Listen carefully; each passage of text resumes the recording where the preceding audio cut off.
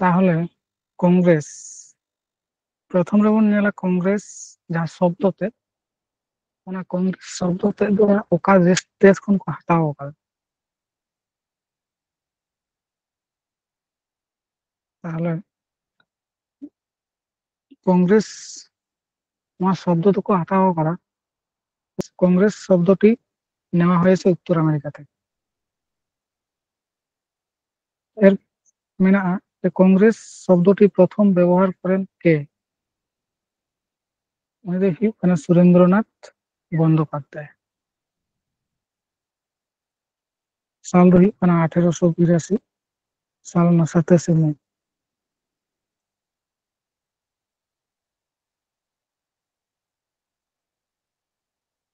Bengali পত্রিকা। পরীক্ষার প্রায় কমা।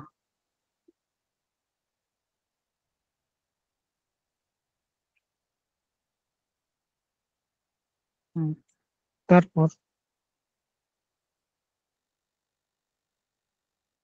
আর মিটিং জিনিস যাহা জাতীয় কংগ্রেস ভারতীয় জাতীয় কংগ্রেস নয়া রᱮᱱᱟᱜ নয়া nyutum তো 1885 রে হুই কিনা ওনা আগে চেদ তাহেं লena নয়া রᱮᱱᱟᱜ nyutum ভারতীয় জাতীয় সমিতি। ভারতীয় জাতীয় সমিতি। তারপর অল্প 3 নম্বর ভারতীয় জাতীয় কংগ্রেসের প্রতিষ্ঠাতা এনাল অক্টাভিয়ান হিউম।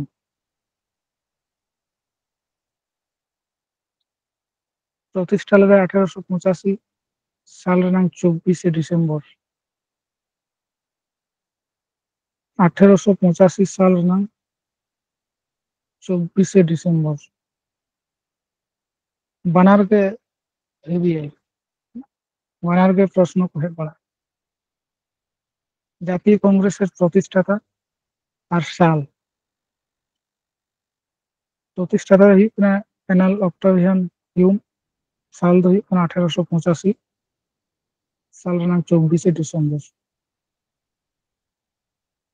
4 নম্বর জাতীয় কংগ্রেস কোন ভাইসরয়ের আমলে প্রতিষ্ঠিত হয়? নয়া পরীক্ষা করে হেজ বাড়া প্রায়। জাতীয় কংগ্রেস কোন ভাইসরয়ের আমলে প্রতিষ্ঠিত হয়? অ্যান্সার হইবা লর্ড ডাফরিন।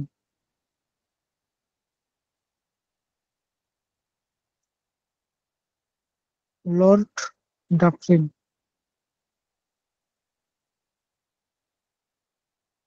পরীক্ষারে নিয়ে কবে হয়েছিল একদম পরীক্ষা ওরিয়েন্টেড বেশি কিছু করার না মানে। তারপর 5 নাম্বার ভারতের স্বাধীনতা প্রাপ্তির সময় কংগ্রেসের সভাপতি কে ছিলেন? যখন আবার ভারত স্বাধীনᱚᱜ ᱠᱟᱱᱟ ᱚᱱᱟ মুহূর্তে রে কংগ্রেস রেন সভাপতি ᱚᱠᱚᱭ ᱛᱟᱦᱮᱸ ᱞᱮᱱᱟ? অ্যান্সার হইবা জেবি কৃপালিনী। জেবি কৃপালিনী। ভারতের স্বাধীনতার প্রাপ্তির সময় নৌকাও তাহᱮᱸ স্বাধীনতার প্রাককালে অনকাও তাহᱮᱸ প্রশ্ন করে। অ্যান্সার হইবা জেবি কৃপালিনী।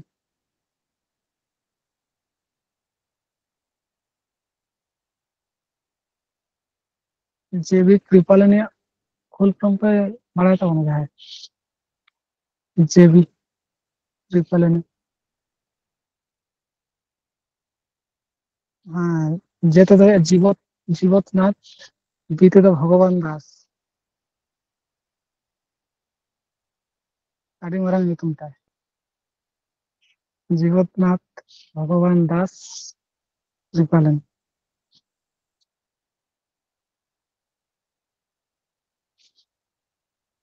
কাটিং গানে স্পেলিং বিভিন্ন বইয়ের বিভিন্ন রকম অল তাহᱮᱸ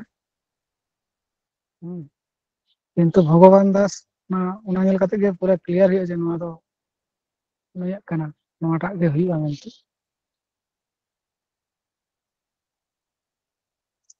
তারপর 6 নম্বর, স্বাধীনতার পর কংগ্রেসের প্রথম সভাপতি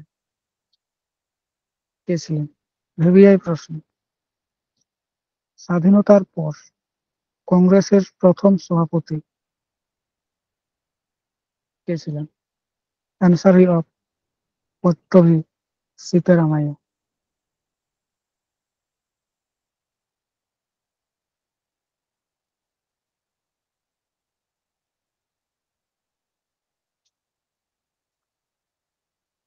স্বাধীনতার পর কংগ্রেসের প্রথম সভাপতি পট্টভি সীতারামাইয়া।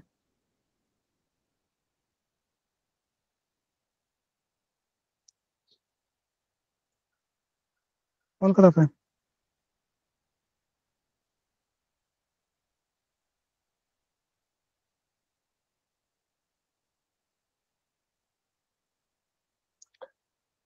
অলকা তখন একটা 6 নম্বর।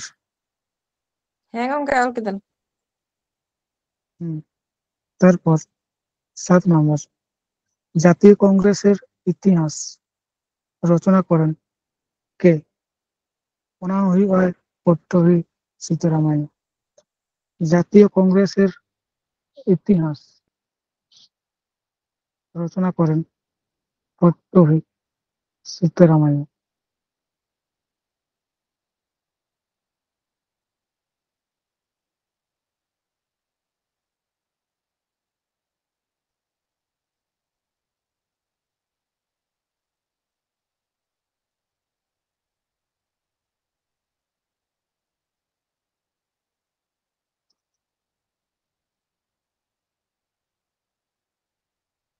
ᱦᱩᱭ ᱠᱟᱱᱟ?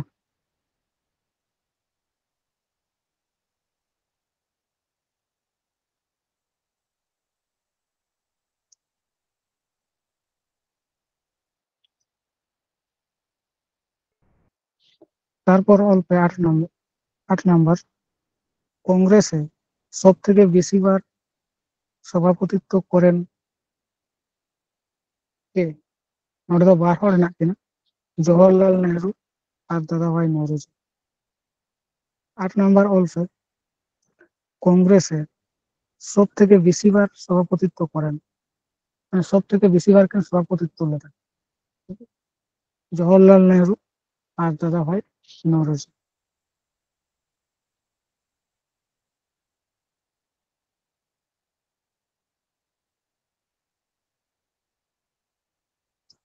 ᱚᱞ ᱠᱟᱫᱟ ᱯᱮ? ᱮᱨᱯᱚᱨ ᱫᱚᱵᱚᱱ ᱧᱮᱞᱟ ᱠᱚᱝᱜᱨᱮᱥ ᱨᱮᱱᱟᱜ ᱚᱫᱷᱤᱵᱮᱥᱚᱱ ᱠᱚ, ᱡᱟᱦᱟᱸ ᱠᱚ ᱠᱟᱹᱴᱤᱡ ᱤম্ᱯᱚᱨᱴᱮন্ᱴ, ᱚᱠᱟ ᱠᱚᱨᱮ ᱦᱩᱭ ᱞᱮᱱᱟ, ᱚᱠᱚᱭ ᱠᱚ সভাপতি ᱠᱚ ᱛᱟᱦᱮᱸ ᱞᱮᱱᱟ, আর ᱚᱱᱟ অধিবেশন ᱨᱮᱱᱟᱜ কিছু কিছু গুরুত্বপূর্ণ ᱡᱟᱦᱟᱸ ᱡᱤᱱᱤᱥ ᱠᱚ ᱢᱮᱱᱟᱜᱼᱟ ᱚᱱᱟ ᱠᱚᱵᱚᱱ ᱠᱚᱨᱟᱣᱟ, ᱮᱱᱠᱷᱟᱱ ᱜᱮ ᱦᱩᱭᱩᱜᱼᱟ। ᱚᱸᱰᱮ ᱚᱞ ᱛᱟᱵᱚᱱ ᱯᱮ ᱦᱮᱰᱞᱟইন, জাতীয় কংগ্রেসের কিছু গুরুত্বপূর্ণ অধিবেশন।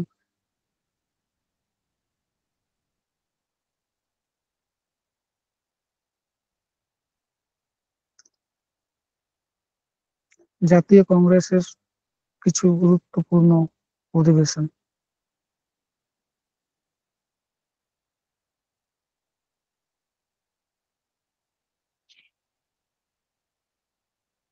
কলকাতা গো।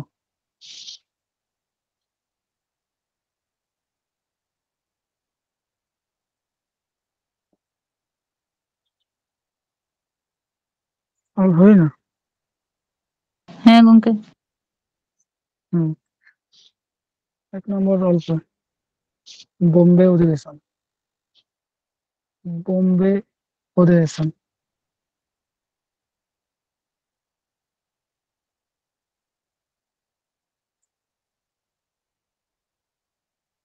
সাল ᱫᱚ ᱦᱩᱭᱩᱜ ᱠᱟᱱᱟ 1885।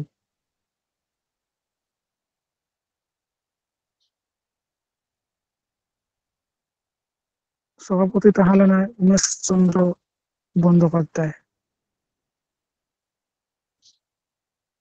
সভাপতি তো ᱦᱩᱭᱩᱜ ᱠᱟᱱᱟ উমেশ চন্দ্র বন্দ্যোপাধ্যায়।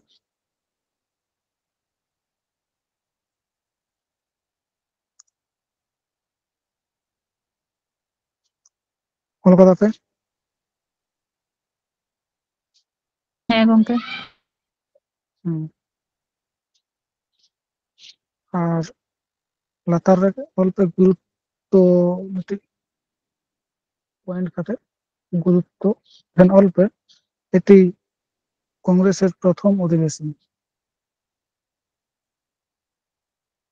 গুরুত্ব অনুপাতে হাইফেন মারতে আর 1 নম্বর অল্পে এটি কংগ্রেসের প্রথম অধিবেশন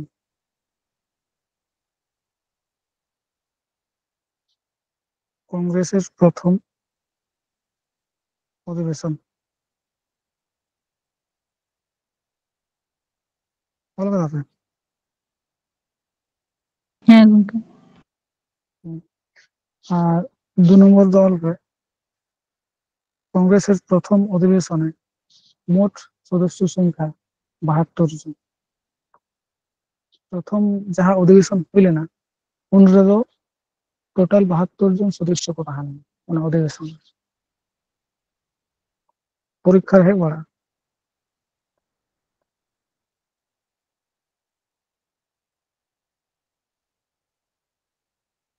ভালো কথা হবে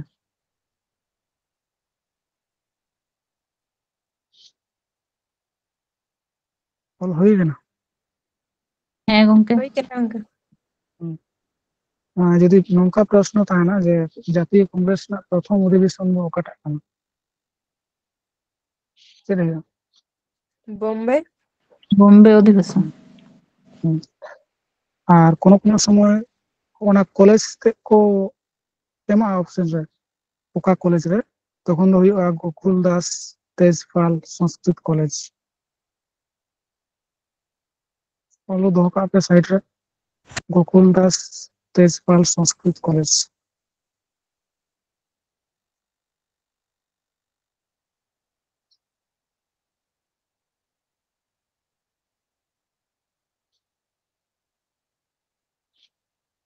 তারপর কংগ্রেস না যাহা অধিবেশন প্রথম অধিবেশন তো বোম্বাই রে হই না তারও আগে এটারে মিটি জায়গায় হই না কথা তাহাম বড়াই প্রকার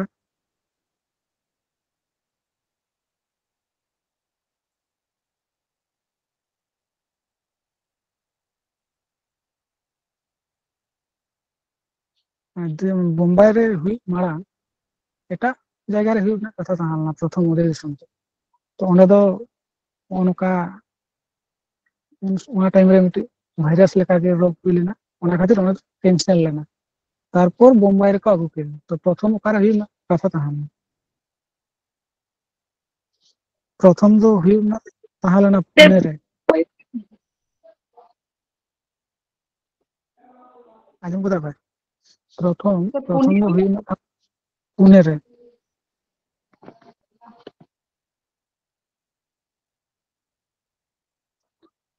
ওটা সাইড রে অল কাপ পুনে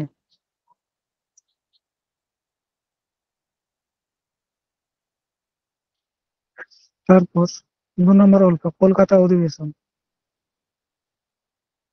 1886 নদীর সেকেন্ড অধিবেশন জাতীয় কংগ্রেস না কলকাতা অধিবেশন 1886 সভাপতিতে তাহার না দাদা ভাই নওরোজি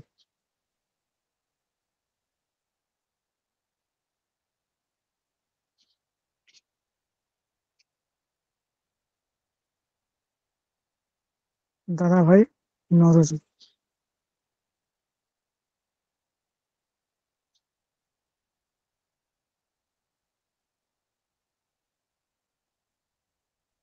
দাদা ভাই নওরোজিয়ার মিটি উপাধি মেনা খুব important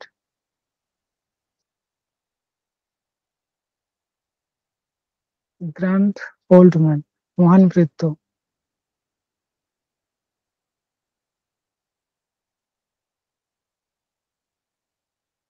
chilli গংকে grand old man বা মহান বৃদ্ধ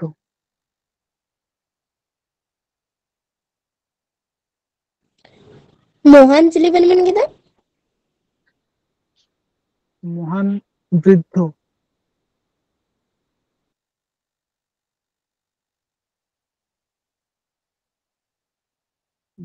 আর মিটিং ওনার সুর রে নোট দহে পে তিনি প্রথম ভারতীয় হিসাবে ব্রিটিশ পার্লামেন্টের সদস্য হন। ভিভিআই প্রশ্ন প্রশ্ন को एमा পরীক্ষা করে যে ব্রিটিশ পার্লামেন্টে ভারতীয় অকয় প্রথমে অকয় প্রথম সদস্য তাহে কেন ব্রিটিশ পার্লামেন্টে আনসার দাদা ভাই নরোজ।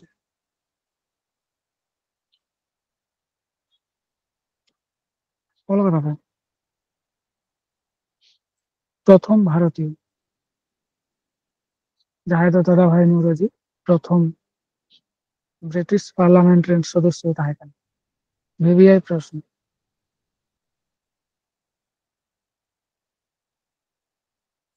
কলকাতা ভাই হ্যাঁ গঙ্কে। তারপর অল্প 3 নম্বর মাদ্রাজ অধিবেশন। মাদ্রাজ অধিবেশন সাল 1887।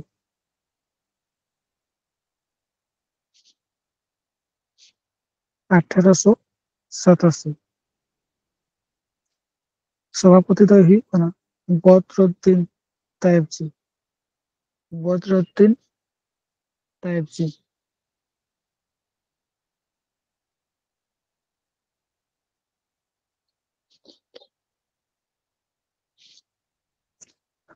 অল হয় না মাদ্রাজ অধিবেশন 1887 সভাপতি হুᱭᱩᱜ ᱠᱟᱱᱟ বদরুদ্দিন তায়েবজি।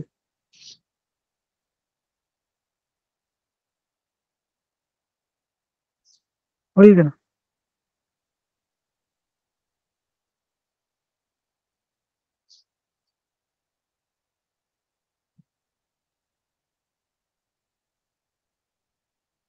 কলকাতা বেতন হ্যাঁ গঙ্কা।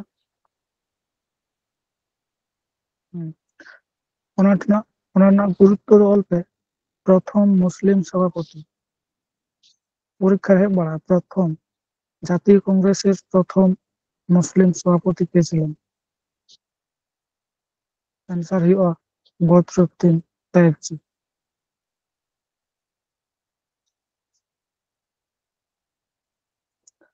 অল্পে প্রথম মুসলিম সভাপতি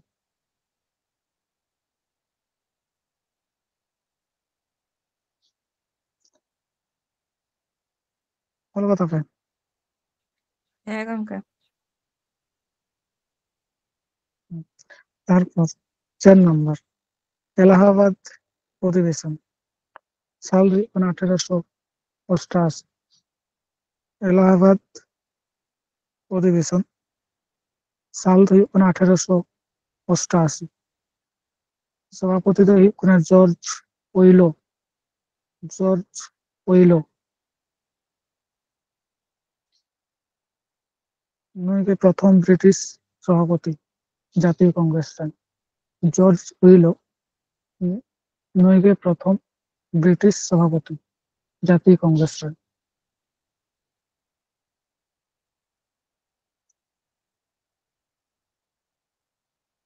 এলাহাবাদ অধিবেশন 1888 সভাপতি জর্জ ওইলো আর অল্পে প্রথম ব্রিটিশ সভাপতি জর্জ ওইলো। কলকাতা ফ্যান। হ্যাঁ গঙ্কা। 5 নম্বর কলকাতা অধিবেশন সাল 1896। কলকাতা অধিবেশন 1896 সভাপতি রহিমতুল্লাহ সাহানি। রহিমতুল্লাহ সাহানি।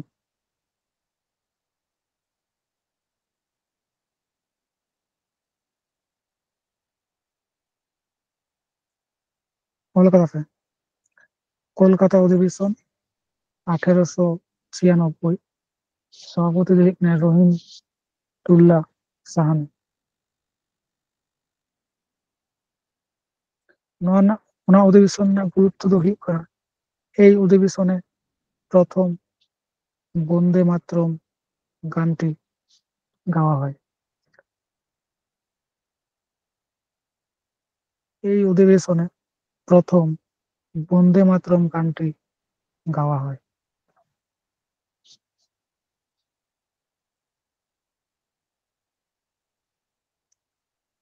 ᱚᱞ ᱦᱩᱭ ᱠᱟᱱᱟ?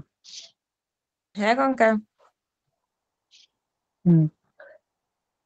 প্রশ্ন কপ এমাহা পরীক্ষারে যে কোন অধিবেশনে প্রথম বন্দে মাতরম গানটি গাওয়া হয় ᱚᱱᱠᱟ ᱦᱚᱸᱠᱚ ᱮᱢᱟᱦᱟᱜᱼᱟ। ᱥᱚভাᱯᱚᱛᱤᱛᱛᱚ ᱚᱠᱚᱭ ᱛᱟᱦᱮᱸ ᱞᱮᱱᱟ ᱥᱟᱞ ᱦᱚᱸᱠᱚ ᱮᱢᱟᱦᱟᱜᱼᱟ। ᱱᱚᱣᱟ ᱴᱷᱮᱡ ᱡᱚᱛᱚ ᱜᱮ ইম্পর্টেন্ট, স্থান হো, সাল হো আর সভাপতি হো। তারপর আবার কলকাতা অধিবেশন 1906, 6 নম্বর কলকাতা অধিবেশন 1906 সভাপতি ᱫᱚᱭ ᱦᱩᱭᱩᱜ ᱠᱟᱱᱟ দাদা ভাই নওরোজি। দাদা ভাই নওরোজি। কলকাতা অধিবেশন 1906 ᱚᱱᱟ ᱫᱚ ᱦᱩᱭᱩᱜ ᱠᱟᱱᱟ 1896, তারপর ᱚᱱᱟ ᱫᱚ ᱦᱩᱭᱩᱜ ᱠᱟᱱᱟ 1906। সভাপতি দাদা ভাই নওরোজি। নওয়া অধিবেশন রᱮᱱᱟᱜ গুরুত্ব ᱫᱚ ᱦᱩᱭᱩᱜ ᱠᱟᱱᱟ এই অধিবেশনে স্বদেশ বা স্বরাজ শব্দটি গৃহীত হয়। প্রথম স্বদেশ বা স্বরাজ শব্দটি গৃহীত হয়। স্বদেশ বা স্বরাজ শব্দটি গৃহীত হয়।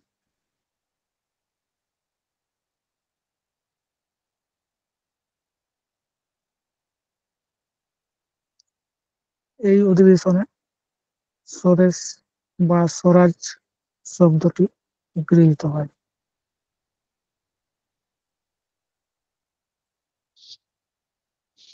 কলকাতা অধিবেশন 1906।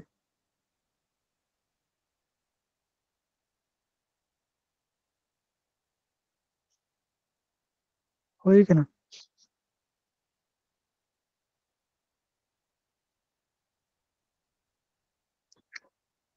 ᱚᱞ ᱦᱩᱭᱱᱟ? ᱦᱩᱭ ᱠᱟᱱᱟ ᱜᱚᱝᱠᱮ।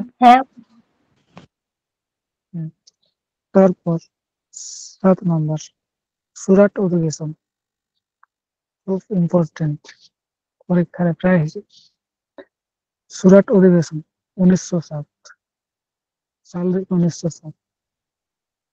সভাপতি ᱫᱚ ᱦᱩᱭᱩᱜ ᱠᱟᱱᱟ রাস বিহারী ঘোষ।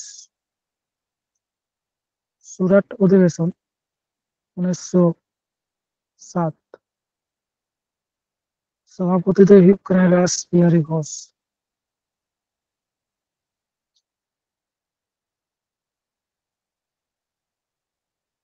রাস বিহারী ঘোষ। নওয়া ᱨᱮᱱᱟᱜ গুরুত্ব ᱫᱚ ᱦᱩᱭᱩᱜ ᱠᱟᱱᱟ কংগ্রেসের ভাঙন ঘটে এই অধিবেশন, বা নওয়া গᱮᱠᱚ ᱢᱮᱛᱟᱜᱼᱟ সুরাট বিচ্ছেদ। প্রশ্ন নৌকা তাহেনা যে সুরাট বিচ্ছেদ কত সালে হয়েছিল। নৌকা প্রশ্ন তাহেন কোন অধিবেশনে কংগ্রেসের ভাঙন ঘটে। ᱦᱩᱭᱩᱜᱼᱟ সুরাট অধিবেশন।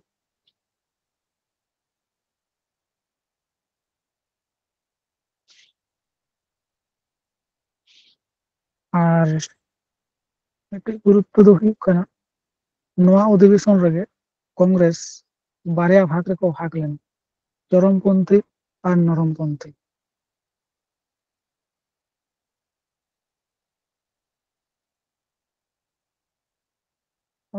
এই অধিবেশনে কংগ্রেস দুটি ভাগে ভাগ হয়ে যায়, মিটি চরমপন্থী আর মিটি নরমপন্থী।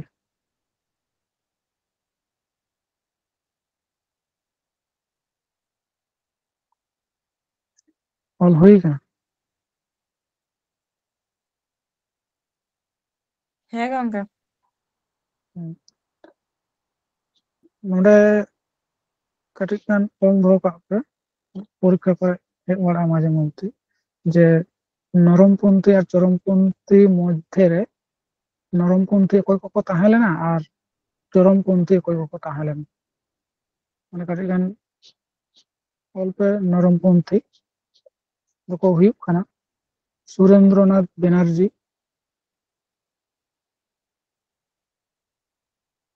সুরেন্দ্রনাথ ব্যানার্জি ᱦᱩᱭᱱᱟ?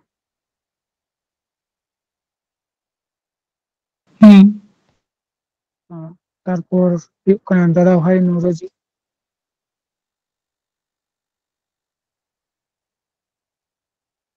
আর ᱢᱤᱫ ᱦᱚᱲ ᱫᱚ ᱦᱩᱭᱩᱜ ᱠᱟᱱᱟ সুরেন্দ্রনাথ গোপাল। ব্যানার্জি আর তারপর দাদা ভাই নওরোজি, দাদা ভাই নওরোজি,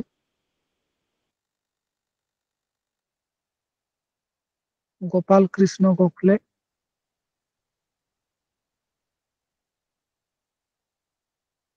গোপাল কৃষ্ণ গোখলে,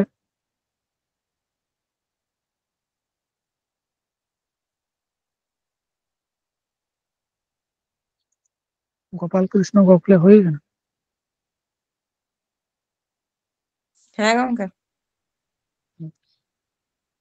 আর ᱢᱤᱫ ᱦᱚᱲ ᱫᱚ ᱦᱩᱭᱩᱜ ᱠᱟᱱᱟ জি সুব্রামান্য আয়ার, জি সুব্রামান্য আয়ার।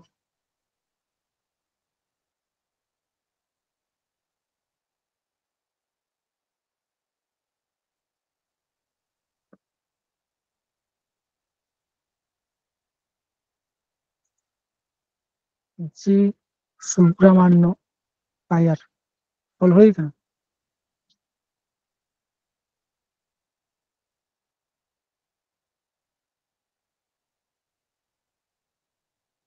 ᱦᱮᱸ ᱜᱚᱝᱠᱮ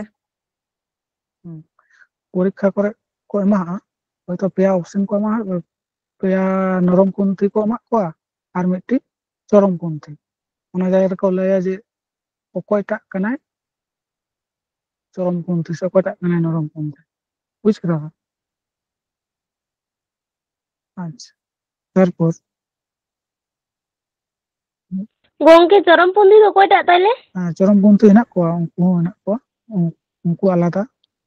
ᱱᱚᱰᱮ ᱠᱟᱹᱴᱤᱡ ᱜᱟᱱ ᱚᱞ ᱠᱟᱜ ᱯᱮ, গোপাল কৃষ্ণ গোখলে ᱴᱷᱮᱱ ᱩᱱᱤᱭᱟᱜ ᱢᱤᱫᱴᱤᱡ গ্রন্থ মেনাᱜᱼᱟ ᱡᱟᱦᱟᱸ ᱫᱚ servant of India society. VVI প্রশ্ন পরীক্ষা করে হেড বাড়া, সার্ভেন্ট অফ ইন্ডিয়া সোসাইটি মানে গোপাল কৃষ্ণ গোখলেয়াগ কান। Servant of India society.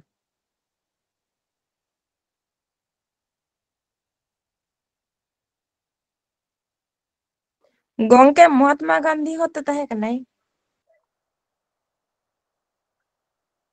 Mahatma Gandhi, হ্যাঁ মহাত্মা গান্ধী তাহেন লেনা, আদো নডে কয়েকটি অল হুই কানা। হ্যাঁ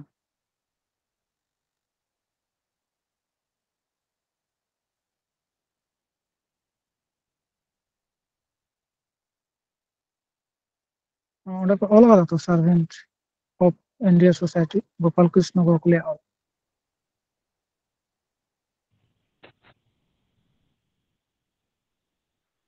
সাল দো অল কাগ পে 1905 বাই চান্স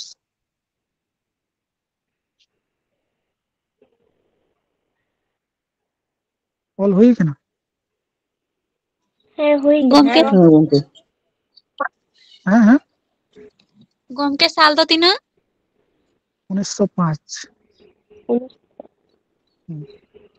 পরীক্ষা করে যদি হিজুᱜᱼᱟ সার্ভেন্ট অফ ইন্ডিয়া সোসাইটি ᱚᱠᱚᱭᱟᱜ ᱠᱟᱱᱟ, ᱮᱱᱥᱟᱨ ᱦᱩᱭᱩᱜᱼᱟ গোপাল কৃষ্ণ গোখলে। আর নডে ᱚᱞ ᱠᱟᱜ ᱯᱮ ᱡᱟᱦᱟᱸᱴᱷᱮᱡ জি সুব্রামান্য আয়ার, উনি দᱚᱠᱚ ᱢᱮᱛᱟᱭ ᱠᱟᱱᱟ দক্ষিণ ভারতের গ্র্যান্ড ওল্ড ম্যান। দক্ষিণ ভারতের গ্র্যান্ড ওল্ড ম্যান জি সুব্রামান্য আয়ার।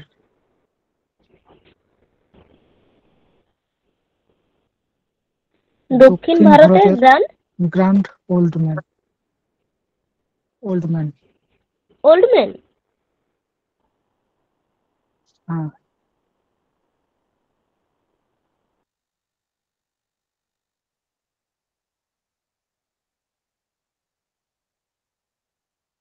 ᱦᱩᱭ ᱠᱟᱱᱟ? ᱦᱮᱸ ᱜᱚᱝᱠᱮ যদি অনলি গ্র্যান্ড ওল্ড ম্যান তাহেনা তাহলে এখানে অ্যান্সার হয়ে যাচ্ছে দাদা ভাই ভাই নরজি।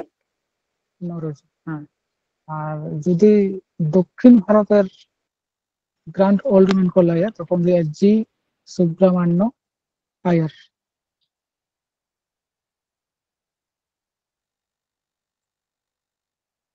তারপর ওর কবি চরমপন্থী, ᱱᱚᱣᱟ ᱥᱟᱶ ᱛᱮᱜᱮ ᱠᱚᱢᱯᱞᱤᱴ ᱠᱟᱜ ᱞᱮᱠᱷᱟᱱ ᱠᱳᱱᱳ ঝামেলা ᱵᱟᱝ ᱛᱟᱦᱮᱱᱟ। চরমপন্থী ᱫᱚ ᱦᱩᱭᱩᱜ ᱠᱟᱱᱟ ᱵᱟᱞ গঙ্গাধর তিলক,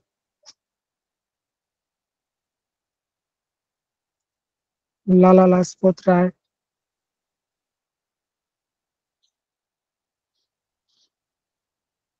বিপিন চন্দ্র পাল,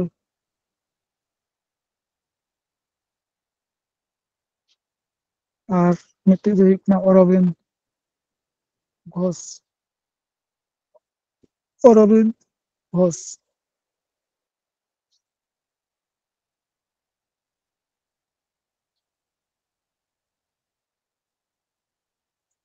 হয়ে গেল।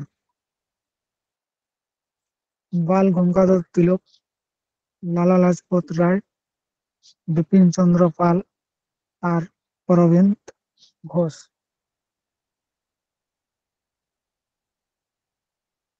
ᱦᱩᱭ ᱠᱟᱱᱟ ᱜᱚᱝᱠᱮ।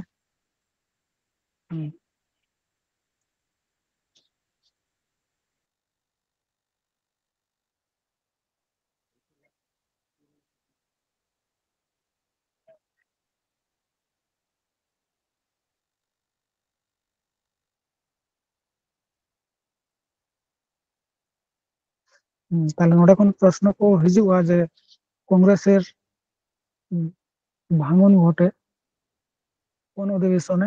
চেদ ᱦᱩᱭᱩᱜᱼᱟ অ্যান্সার? সুরাট অধিবেশন। সাল ᱦᱚᱸ ᱵᱷᱮᱵᱤ 1907। সভাপতিত্ব অকᱚᱭ ᱛᱟᱦᱮᱸ ᱞᱮᱱᱟ? রাসবিহারী ঘোষ।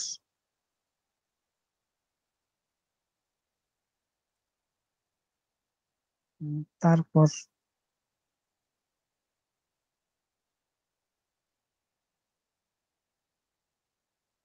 ᱚᱱᱟ ᱵᱟᱞ গঙ্গাধর তিলক ᱴᱷᱮᱱ ᱠᱟᱹᱴᱤᱡ ᱜᱟᱱ ᱚᱞ ᱫᱚᱦᱚ ᱠᱟᱜ ᱯᱮ, পরীক্ষা করে ᱦᱮᱡ ᱵᱟᱲᱟᱜᱼᱟ। গণপতি উৎসব আর শিবাজী উৎসব চালু করেন তিলক। গণপতি এবং শিবাজী।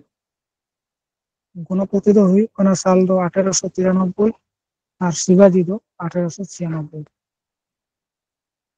গণপতি উৎসব আর শিবাজী উৎসব চালু করেন বাল গঙ্গাধর তিলক। গঙ্কে সাল লইবেন আর মিধা। গণপতি উৎসব হুᱭᱩᱜ ᱠᱟᱱᱟ 1893 আর শিবাজী ᱫᱚ ᱦᱩᱭᱩᱜ ᱠᱟᱱᱟ 1896।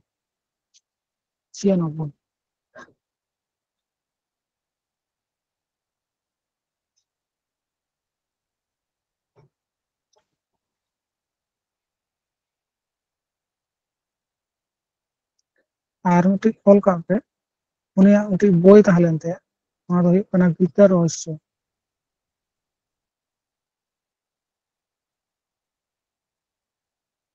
ᱪᱮᱫ ᱜᱚᱝᱠᱮ আর মিধা লই বিন? গীতা রহস্য।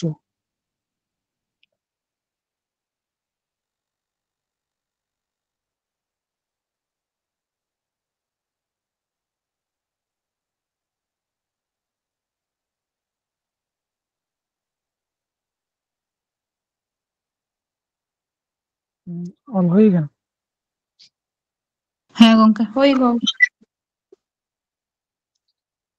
আচ্ছা, আর মিটটিᱡ ᱚᱞ ᱠᱟᱜ ᱯᱮ, বাল গঙ্গাধর তিলককে ফাদার অফ ইন্ডিয়ান আনরেস্ট বলা হয়। Father of Indian unrest, father of Indian unrest বলা হয়। Father of Indian unrest. UNREST. Father of Indian unrest. REST. UNREST.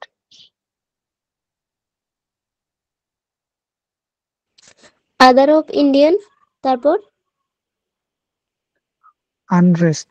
UNREST.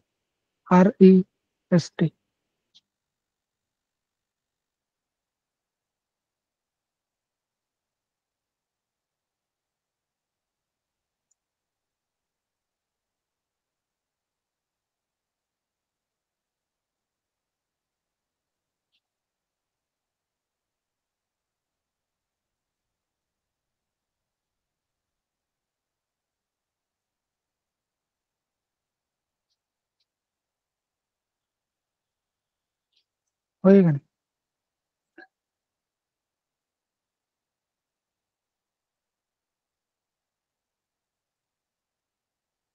Kolkata पे হয়ে গেল।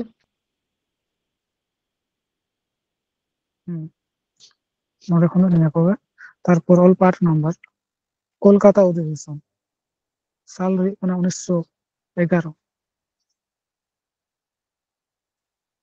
কলকাতা অধিবেশন 1911 সভাপতি ᱫᱚ ᱦᱩᱭᱩᱜ ᱠᱟᱱᱟ বিশান নারায়ণ ধর আর শর্ত ᱫᱚ ᱦᱩᱭᱩᱜ ᱠᱟᱱᱟ BN ধর বিশান নারায়ণ ধর আর শর্ত ᱫᱚ ᱦᱩᱭᱩᱜ ᱠᱟᱱᱟ শর্ত ᱫᱚ ᱚᱞ ᱫᱚᱦᱚ ᱠᱟᱜᱼᱟ ᱚᱱᱟ ᱥᱩᱨ ᱨᱮᱜᱮ BN ধর গঙ্কে আর মিধ লইবেন। বিশান নারায়ণ ধর সভাপতি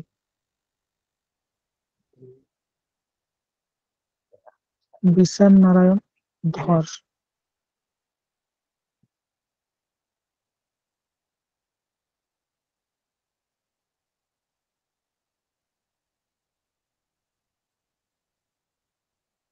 কলকাতা ᱨᱮ আর ᱚᱸᱰᱮ ᱚᱞ ᱠᱟᱜ ᱯᱮ ᱥᱩᱨ ᱨᱮᱜᱮ BN ধর শর্ত BN ধর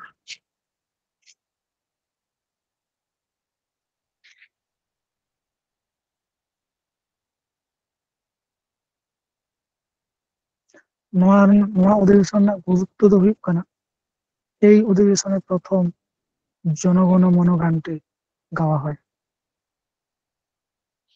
এই অধিবেশনে প্রথম জনগণ মন গানটি গাওয়া হয়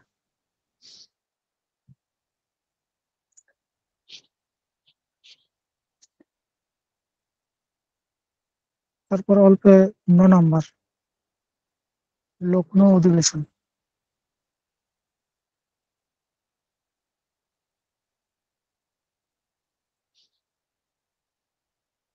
হ্যালো হ্যাঁ গঙ্কে। আমি আঁজমᱚᱜ ᱠᱟᱱᱟ তো হ্যাঁ আᱸজᱚᱢᱚᱜ ᱠᱟᱱᱟ। আঞ্জমও কেন? তারপর অল্প 9 নম্বর লখনৌ অধিবেশন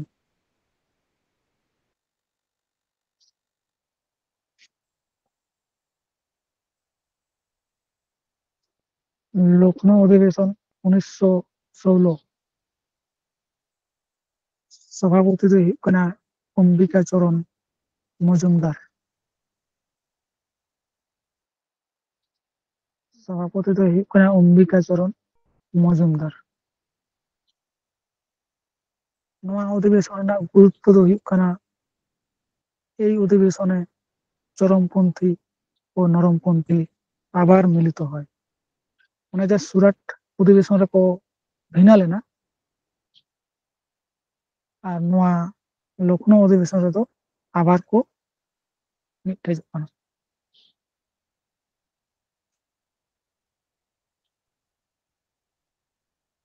আর মিᱴᱷᱮᱡ ᱦᱩᱭᱩᱜᱼᱟ এই অধিবেশনে লখনৌ চুক্তি স্বাক্ষরিত হয় পরীক্ষার হেড বাড়া সালতে যে লখনৌ চুক্তি কত সালে স্বাক্ষরিত হয় অ্যান্সার হয়ে 1916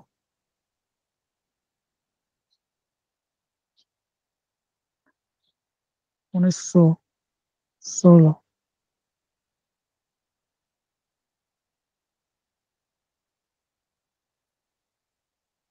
গুরুত্ব কিন ᱚᱞ ᱦᱩᱭᱱᱟ?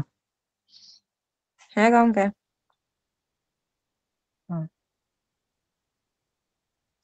তারপর 10 নম্বর কলকাতা অধিবেশন সাল ᱫᱚ ᱦᱩᱭᱩᱜ ᱠᱟᱱᱟ 1917।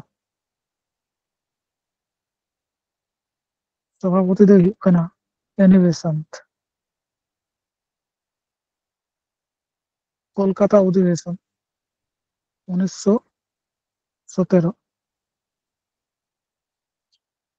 সভাপতি ᱫᱚ ᱦᱩᱭᱩᱜ ᱠᱟᱱᱟ এনি বেসান্ত।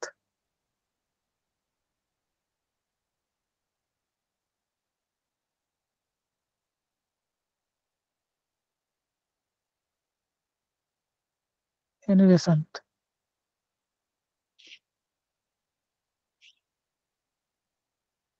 এনি বেসান্ত ᱚᱞ ᱠᱟᱫᱮᱭᱟ? ᱦᱮᱸ ᱜᱚᱝᱠᱮ ᱚᱸᱰᱮ ᱚᱞ ᱠᱟᱜ ᱯᱮ গুরুত্ব ᱱᱚᱣᱟ ᱨᱮᱱᱟᱜ গুরুত্ব ᱫᱚ ᱦᱩᱭᱩᱜ ᱠᱟᱱᱟ কংগ্রেসের প্রথম মহিলা সভাপতি। VBI প্রশ্ন পরীক্ষারে এসে না কবে কংগ্রেসের প্রথম মহিলা সভাপতি।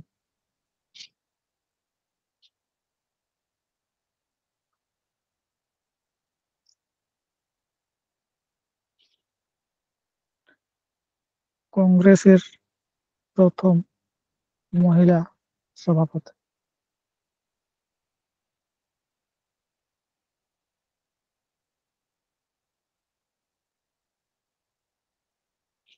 অল হয় না?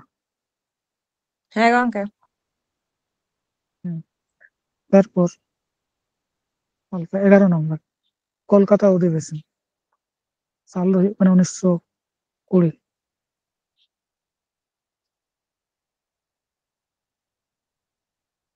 সভাপতি ᱫᱚ ᱦᱩᱭᱩᱜ ᱠᱟᱱᱟ লালা লাজপত রায়। লালা লাজপত রায়। কলকাতা অধিবেশন 1920 সালে অনুষ্ঠিত হয় যেখানে সভাপতিত্ব ছিলেন লালা লাজপত রায়। গুরুত্ব তো অল্পে এই অধিবেশনে প্রথম অসহযোগ আন্দোলনের প্রস্তাব গৃহীত হয়। এই অধিবেশনে প্রথম অসহযোগ আন্দোলনের প্রস্তাব গৃহীত হয়।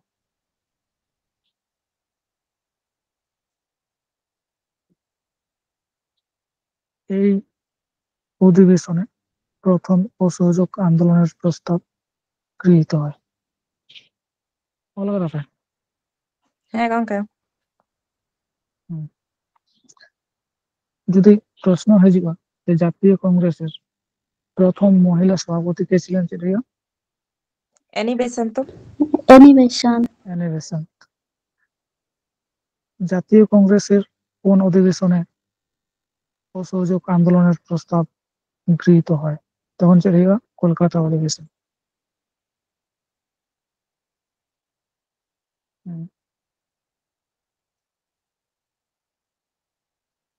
তারপর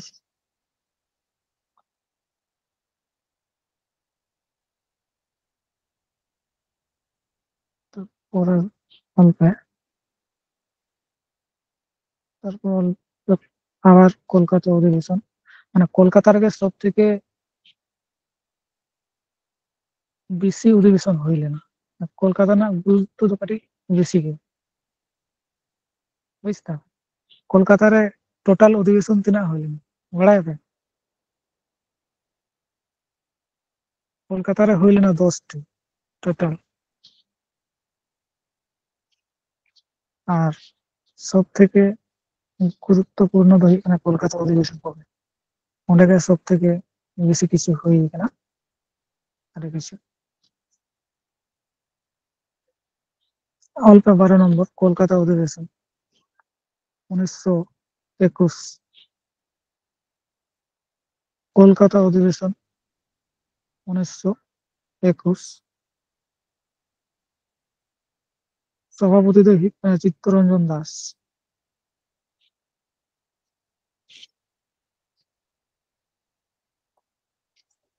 চিত্তরঞ্জন দাস নওয়া অধিবেশন ᱨᱮᱱᱟᱜ গুরুত্ব ᱫᱚ ᱦᱩᱭᱩᱜ ᱠᱟᱱᱟ চিত্তরঞ্জন দাস প্রথম নির্বাচিত বা কার্যনির্বাহী সভাপতি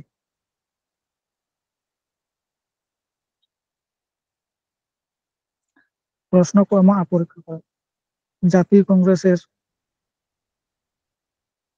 কার্যনির্বাহী সভাপতি কে ছিলেন অ্যান্সার হইবা চিত্তরঞ্জন দাস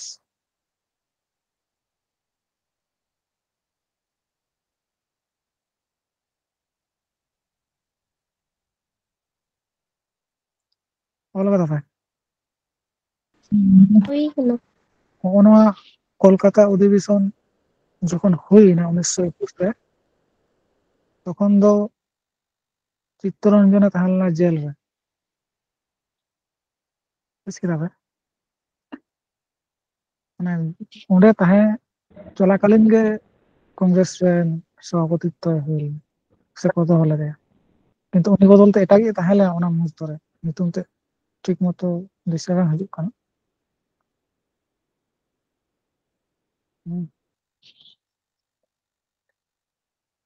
তারপর অল্পে 13 নম্বর গোয়া অধিবেশন 1922 ᱱᱚᱰᱮ ᱦᱚᱸ চিত্তরঞ্জন ᱜᱮ ᱛᱟᱦᱮᱸ ᱞᱮᱱᱟ সভাপতি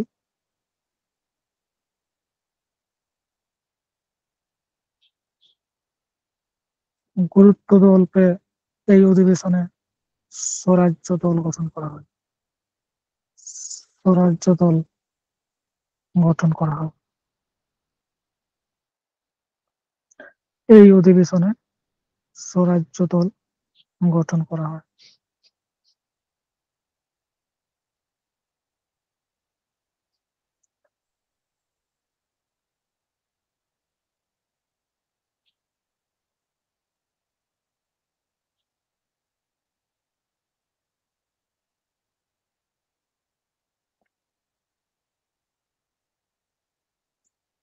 অল হয় না হ্যাঁ গঙ্গা তারপর অল্প 14 নম্বর দিল্লি অধিবেশন সাল ᱫᱚ ᱦᱩᱭᱩᱜ ᱠᱟᱱᱟ 1923 দিল্লি অধিবেশন সাল ᱫᱚ ᱦᱩᱭᱩᱜ ᱠᱟᱱᱟ 1923 সভাপতি ᱫᱚᱭ ᱦᱩᱭᱩᱜ ᱠᱟᱱᱟ মৌলানা আবুল কালাম আজাদ মৌলানা আবুল কালাম আজাদ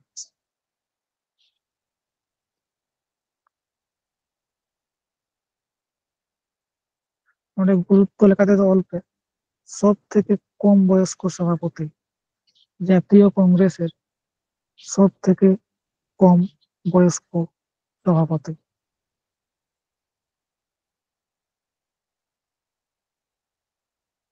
সব থেকে কম বয়স্ক সভাপতি দিল্লি অধিবেশন 1923 সভাপতি ᱫᱚ ᱦᱩᱭᱩᱜ ᱠᱟᱱᱟ মৌলানা আবুল কালাম আজাদ আর ᱱᱚᱰᱮᱱᱟᱜ অধিবেশন ᱨᱮᱱᱟᱜ গুরুত্ব ᱫᱚ ᱦᱩᱭᱩᱜ ᱠᱟᱱᱟ সব থেকে কম বয়স্ক সভাপতি তাহেᱸ ᱞᱮᱱᱟ মৌলানা আবুল কালাম আজাদ জাতীয় কংগ্রেস ᱨᱮᱱ অল হয়ে গেল হ্যাঁ হয়ে হয়ে কিনা গেল। গঙ্গা তারপর অল্প 15 নম্বর বেলগাঁও অধিবেশন সাল ᱫᱚ ᱦᱩᱭᱩᱜ ᱠᱟᱱᱟ 1924 বেলগাঁও অধিবেশন সাল ᱫᱚ ᱦᱩᱭᱩᱜ ᱠᱟᱱᱟ 1924 সভাপতি ᱫᱚᱭ ᱦᱩᱭᱩᱜ ᱠᱟᱱᱟ মহাত্মা গান্ধী মহাত্মা গান্ধী ᱱᱩᱭ ᱫᱚ ᱱᱚᱣᱟ ᱢᱟᱛᱨᱚ ᱢᱤᱫ ᱫᱷᱟᱣ ᱜᱮ সভাপতিত্ব লেদা ᱱᱚᱣᱟ ᱜᱮ ᱯᱷᱟᱨস্ᱴ ᱱᱚᱣᱟ ᱜᱮ ᱞᱟᱥᱴ ᱛᱟᱭ ᱥᱚভাᱯᱚতি ᱫᱚ ᱦᱩᱭᱩᱜ ᱠᱟᱱᱟ ᱢᱚᱦᱟᱛᱢᱟ গান্ধী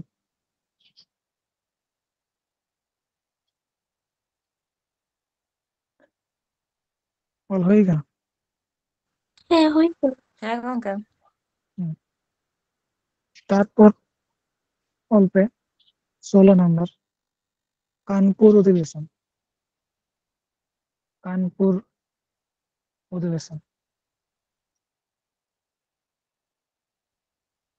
সাল do huyu kana 1925 সভাপতি do huyu kana Sarojini Naidu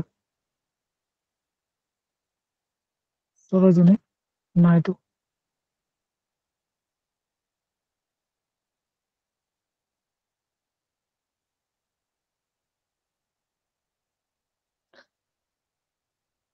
Sarojini Naidu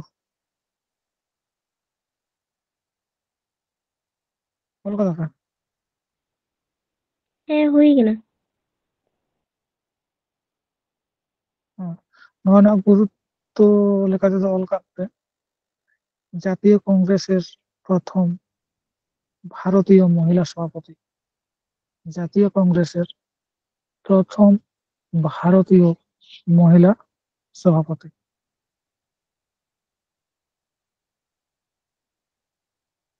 জাতীয় কংগ্রেসের প্রথম মহিলা ভারতীয় মহিলা সভাপতি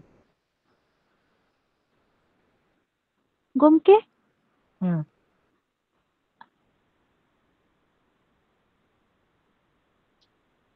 Gomke আর এনি বেসন্ত do করে উনি ᱫᱚᱭ ᱦᱩᱭᱩᱜᱼᱟ ᱩᱱᱤ ᱫᱚ ᱵᱤᱫᱮᱥᱤ ᱦᱮᱸ ᱩᱱᱤ ᱫᱚ ᱵᱤᱫᱮᱥᱤ ᱠᱟᱱᱟᱭ বিদেশি হᱚᱸ কোনো সময় ᱠᱚ ᱮᱢᱟ ᱦᱟᱸᱜ অবশ্যই কোনো কোনো পরীক্ষা করে যে বিদেশি প্রথম যদি বলে বিদেশি মহিলা সভাপতি তখন ᱫᱚ ᱦᱩᱭᱩᱜᱼᱟ ᱤᱱᱟᱹ ᱵᱤᱥᱟᱱᱛ আর যখন ᱠᱚ ᱞᱟᱹᱭᱟ ভারতীয় ᱚᱱᱟ ভারতীয় জিনিস ᱛᱮᱫ ᱛᱟᱦᱮᱱᱟ যে ভারতীয় মহিলা সভাপতি তখন ᱫᱚᱭ ᱦᱩᱭᱩᱜᱼᱟ সরোজিনী নাইডু ও ভারতীয় খান ᱫᱚ সরোজিনী নাইডু আর বুঝ ᱠᱮᱫᱟ ᱵᱮᱱ ᱡᱩᱫᱤ ᱠᱷᱟᱱ ᱪᱮᱫ ᱠᱚ ᱚᱱᱟ বিদেশ ᱨᱮᱱ ᱡᱩᱫᱤ ᱛᱟᱦᱮᱱᱟ তাহলে খান ᱫᱚ এনি বেসন্ত ᱤᱱᱟᱹ ᱵᱤᱥᱟᱱᱛ আর যদিও বিদেশ ᱢᱮᱱᱛᱮ ᱵᱟᱝ ᱛᱟᱦᱮᱱᱟ প্রথম ᱠᱚ ᱞᱟᱹᱭ ᱠᱟᱜᱼᱟ যে প্রথম মহিলা সভাপতি তাহলে ওটা হইও তখন ᱫᱚ উনি ᱤᱱᱟᱹ ᱵᱤᱥᱟᱱᱛ ᱜᱮ ᱦᱩᱭᱩᱜ ᱤᱱᱟᱹ ᱵᱤᱥᱟᱱᱛ ঠিক আছে ᱤᱱᱟᱹ ᱵᱤᱥᱟᱱᱛ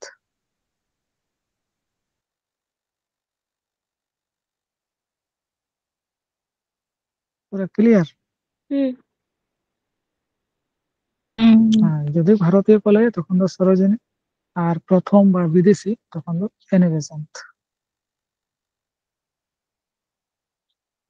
তারপর অল্প 17 নম্বর মাদ্রাজ অধিবেশন সাল do huyu kana 1927 মাদ্রাজ অধিবেশন সাল do huyu kana 1927 সভাপতি তাহলে নাই এম.এ. আনসারি এম.এ. আনসারি নওয়া রᱮᱱᱟᱜ গুরুত্ব do huyu kana নওয়া অধিবেশন রেগে সাইমন কমিশন কে বয়কট করা হয় সাইমন কমিশন কে বয়কট করা হয় বয়কট করা হয় প্রশ্ন তাহলে কোন অধিবেশনে জাতীয় কংগ্রেসের কোন অধিবেশনে সাইমন কমিশনকে বয়কট করা হয় তখন দিয়ে মাদ্রাজ অধিবেশন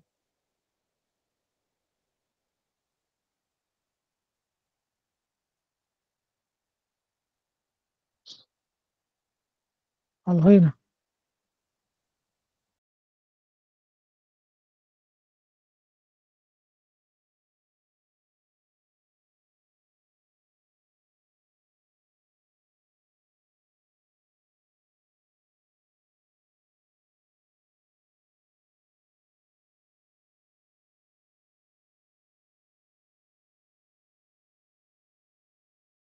মৌলিক অধিকারের প্রস্তাব গৃহীত হয় মৌলিক অধিকারের প্রস্তাব গৃহীত হয়।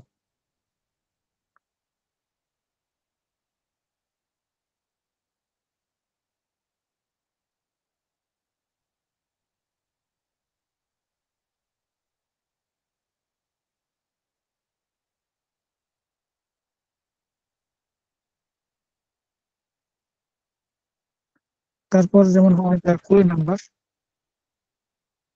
করাচি অধিবেশন 1931। ᱧᱮᱞ ᱧᱟᱢ ᱫᱟᱯᱮ ᱛᱚ ᱤᱭᱟᱹᱨᱮ ᱯᱷᱳᱱ ᱨᱮ ᱡᱟᱦᱟᱸ 20 নম্বর ᱧᱮᱞ করাচি অধিবেশন ᱧᱟᱢᱚᱜ ᱠᱟᱱᱟ 1900 হ্যাঁ 1931 সেম, সবকিছু সেম, কিন্তু সালটা একটু আলাদা এখন।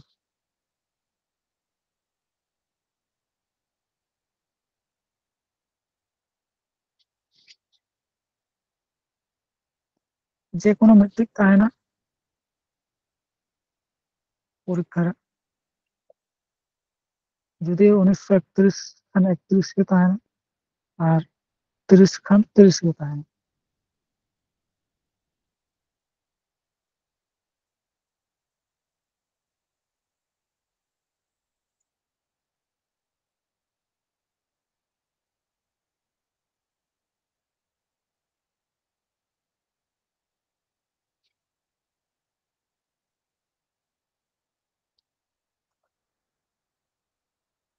তারপর অল্পে 21 নম্বর কলকাতা অধিবেশন সাল ᱫᱚ ᱦᱩᱭᱩᱜ ᱠᱟᱱᱟ 1933। কলকাতা অধিবেশন সাল ᱫᱚ ᱦᱩᱭᱩᱜ ᱠᱟᱱᱟ 1933।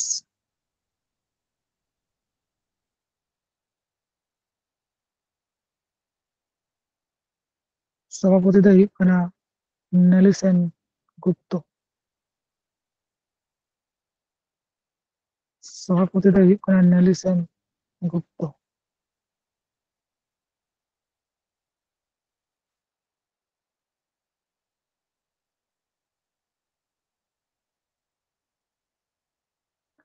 কলকাতা আছে সভাপতি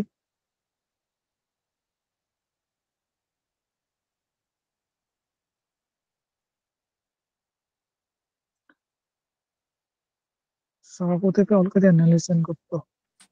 ᱦᱮᱸ ᱦᱩᱭ ᱠᱟᱱᱟ, ᱚᱞ ᱠᱟᱫᱮᱭᱟᱞᱮ। ᱚᱸᱰᱮ ᱚᱞ ᱠᱟᱜ ᱯᱮ ᱱᱩᱭ নেলিসেন গুপ্ত ᱜᱮ ᱫᱚᱭ ᱦᱩᱭᱩᱜ ᱠᱟᱱᱟ জাতীয় কংগ্রেসের প্রথম বাঙালি মহিলা সভাপতি। প্রথম বাঙালি মহিলা সভাপতি।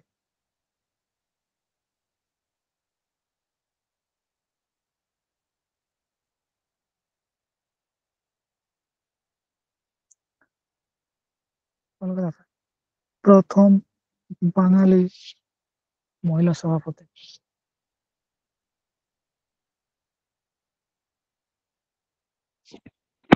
আর ম্যাডাম তাহলে কান তো উনি সরোজিনী নাইডু, উনি ᱫᱚ উনি হয়তো প্রথম মহিলা।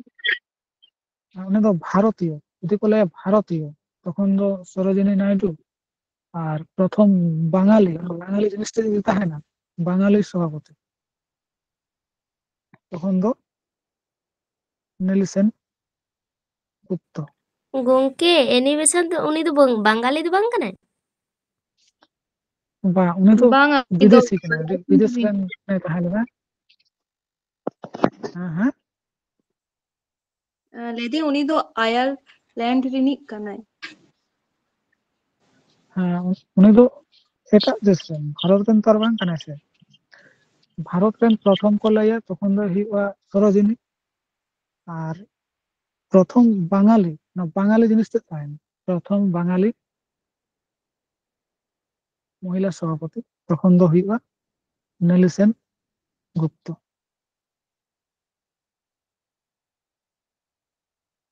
সরোজিনীয়াᱜ রেᱫᱚ বাঙালি জিনিস ᱛᱮᱫ ᱫᱚ ᱵᱟᱝ ᱛᱟᱦᱮᱱᱟ, ᱩᱱᱤᱭᱟᱜ ᱨᱮᱫᱚ অনলি প্রথম ভারতীয় মহিলা সভাপতি।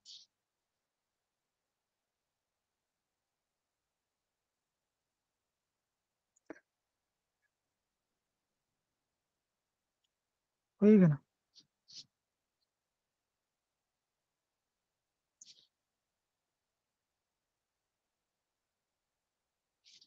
ᱚᱞ ᱠᱟᱛᱟ ᱯᱮ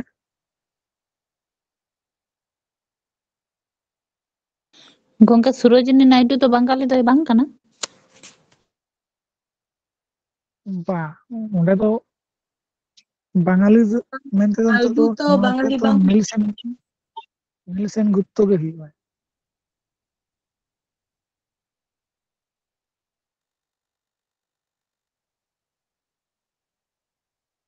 ᱚᱱᱟᱛᱮ ᱱᱚᱰᱮ ᱜᱮ ᱵᱩᱡ ᱦᱩᱭᱩᱜᱼᱟ ᱡᱮ ᱯᱨᱚᱛᱷᱚᱢ ᱵᱷᱟᱨᱚᱛᱤᱭᱚ ᱠᱚ ᱞᱟᱹᱭ ᱠᱟᱜᱼᱟ তাহলে খান দো সরোজিনী আর যদি বাঙালি সভাপতি তখন তো নুই নেলসন গুপ্ত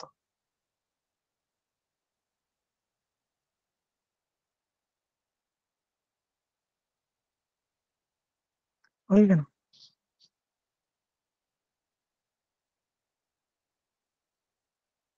কলকাতা বে হ্যাঁ গংকে। তারপর অল্প বোম্বে অধিবেশন 1934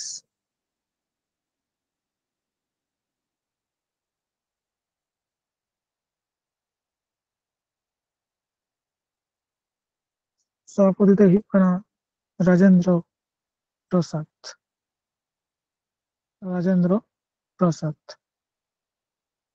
ᱱᱚᱣᱟ অধিবেশন ᱨᱮᱱᱟᱜ গুরুত্ব ᱫᱚ ᱦᱩᱭᱩᱜ ᱠᱟᱱᱟ এই অধিবেশনে কংগ্রেস সোশ্যালিস্ট পার্টি গঠিত হয় কংগ্রেস সোশ্যালিস্ট পার্টি গঠিত হয়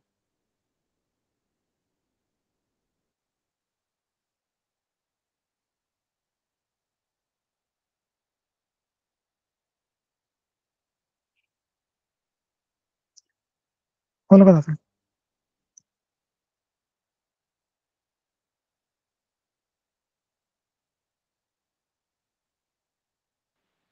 হয় গঙ্কে। তারপর অল্পে 23 নম্বর ওজাপুর অধিবেশন ওজাপুর অধিবেশন 1937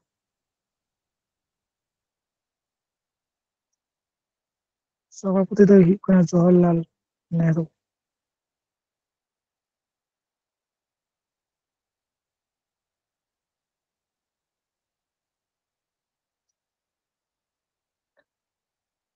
জওহরলাল নেহরু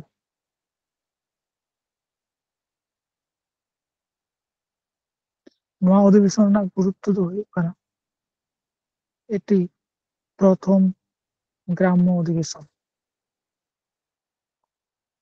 প্রথম গুরুত্ব ᱫᱚ ᱦᱩᱭᱩᱜ ᱠᱟᱱᱟ এটি প্রথম গ্রাম্য অধিবেশন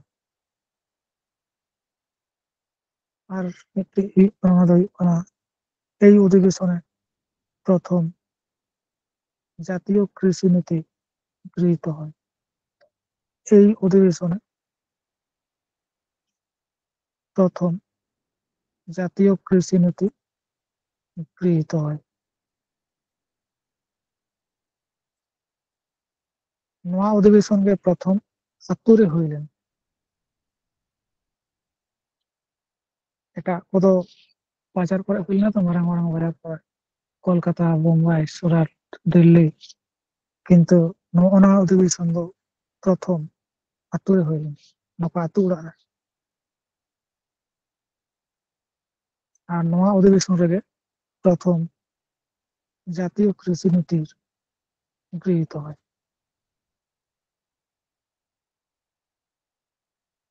কলকাতাতে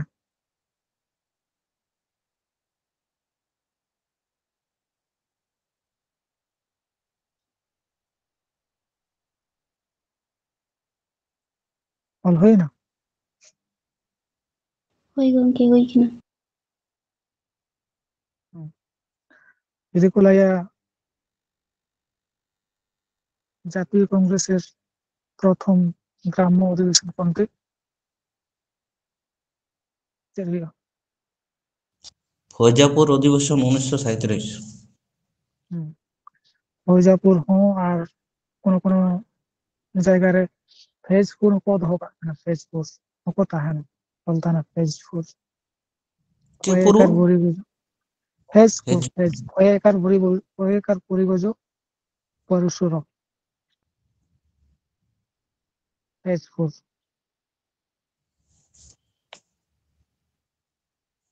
তারপর অল্পে 24 নম্বর হরিপুরা অধিবেশন ᱱᱚᱣᱟ ᱫᱚ ᱠᱮᱯᱤ ᱨᱮ ᱧᱩᱨ ᱞᱮᱱᱟ ᱠᱤ ᱡᱟᱱ হ্যাঁ গᱚᱝᱠᱮ ᱱᱚᱣᱟ ᱫᱚ ᱧᱩᱨ ᱞᱮᱱᱟ ᱠᱮᱯᱤ ᱨᱮ ᱯᱨᱤᱞᱤ ᱨᱮ साल ᱫᱚ ᱦᱩᱭᱩᱜ ᱠᱟᱱᱟ 1938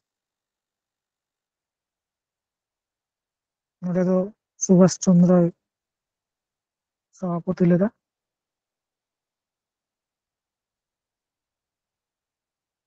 আর ᱱᱚᱣᱟ ᱨᱮᱱᱟᱜ গুরুত্ব ᱫᱚ ᱦᱩᱭᱩᱜ ᱠᱟᱱᱟ প্রথম বার কংগ্রেস অধিবেশনে সভাপতিত্ব করেন সুভাষ চন্দ্র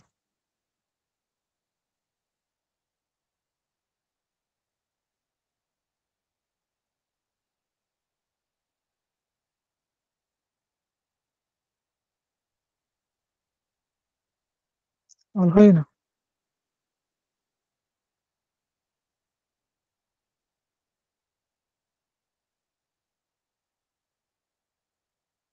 অল হয়ে কেনা Hoi gongke. তারপর অল্পে ত্রিপুরা বা ত্রিপুরী অধিবেশন ᱱᱚᱣᱟ ᱫᱚ ᱦᱩᱭᱩᱜ ᱠᱟᱱᱟ 1939 ᱱᱚᱰᱮ ᱦᱚᱸ ᱥᱩᱵᱷᱟᱥ ᱪᱚᱱᱫᱨᱚ ᱜᱮ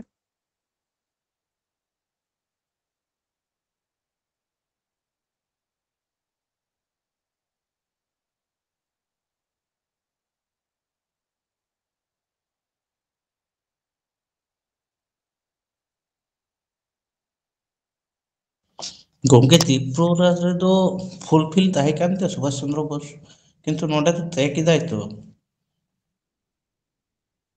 হ্যাঁ বা ᱱᱚᱣᱟ ᱯᱚᱨᱮ ᱜᱮ ᱦᱟᱸᱜ ᱛᱮ ᱠᱮᱫᱟ আর তারপরে ᱜᱮ ᱦᱟᱸᱜ আবার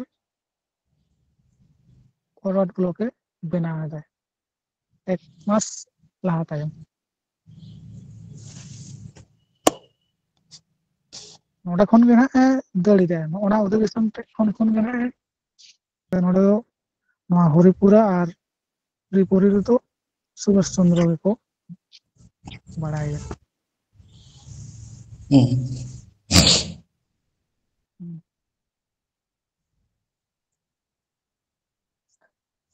তারপর ᱱᱚᱰᱮ ᱦᱟᱸᱜ ᱟᱨ ᱵᱟᱨᱭᱟ ᱢᱮᱱᱟᱜᱼᱟ ᱛᱟᱦᱞᱮ ᱠᱷᱟᱱ ᱜᱮ ᱢᱚᱴᱟᱢᱩᱴᱤ ᱠᱚᱢᱯᱞᱤᱴ ᱟᱨ ᱠᱤᱪᱷᱩᱜᱟᱱ ᱵᱟᱹᱠᱤ ᱢᱮᱱᱟᱜᱼᱟ ᱚᱱᱟ ᱫᱚ ᱛᱮᱦᱮᱧᱟᱜ ᱠᱞᱟᱥ ᱫᱚ ᱱᱟᱜ ᱵᱟᱝ ᱦᱩᱭᱩᱜᱼᱟ ᱱᱤᱭᱟᱹ ᱟᱨ ᱵᱟᱨᱭᱟ অধিবেশন ᱚᱞ ᱞᱮᱠᱷᱟᱱ ᱜᱮ কমপ্লিট ᱜᱮ ᱯᱚᱞᱴᱚᱱ ᱯᱮ রামগড় অধিবেশন 1940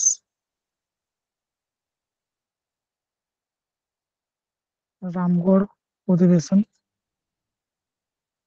1940 সভাপতি ᱫᱚᱭ ᱛᱟᱦᱮᱸ ᱞᱮᱱᱟ আবুল কালাম আজাদ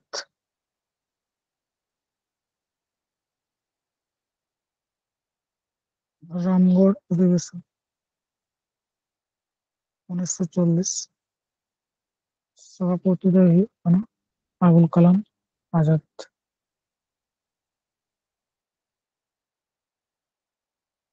ᱚᱞ ᱦᱩᱭ ᱠᱟᱱᱟ Hoi ᱱᱚᱣᱟ gongke. ᱨᱮᱱᱟᱜ ᱢᱤᱫᱴᱮᱱ গুরুত্ব অল কাপ রে এই অধিবেশনে আগস্ট প্রস্তাব গৃহীত হয় এই অধিবেশনে আগস্ট প্রস্তাব গৃহীত হয়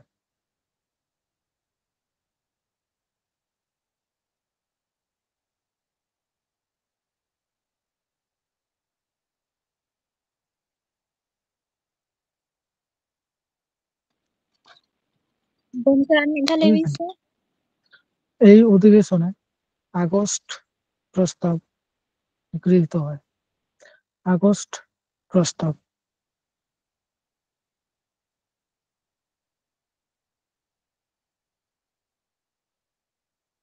হয়ে কেনা গঙ্গা তারপর লাস্ট বলতে মিরাট অধিবেশন मेरठ अधिवेशन 1946 साल रे 1946 सभापति रही जेबी कृपलानी।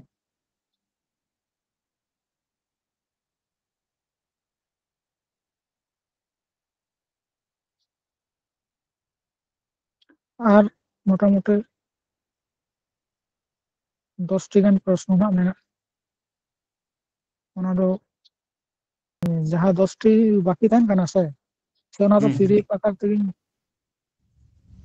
तवरे गानोगा गंको नोआ साथे ऐड करते पीडीएफ करते जुदी मेमो हाँ तो हाँ पूरा हम ओना देखा तो माने मंतव्य को मेना कंप्लीट हुआ। যেমন যেমন লেখা যে কংগ্রেসের অধিবেশন হলো 3 দিনের তামাশা না তো অকয়ের লাইলে আনসার অশ্বিনী কুমার দত্ত এরকম কয়েকটি মেনা 10টি গান হ্যাঁ তারপর মেনা যেমন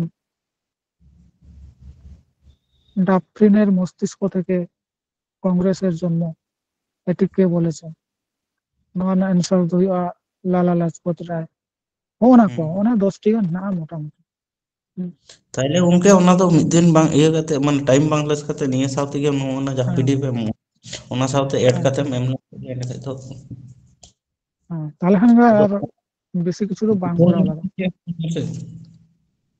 জাস্ট মন্তব্য আর কেন সে আর মুঝে চারটি প্রশ্ন অলকা নওয়াগে লাস্ট প্রশ্ন যে জাতীয় কংগ্রেসের জনক কাকে বলা হয় জাতীয় কংগ্রেসের জনক কাকে বলা হয়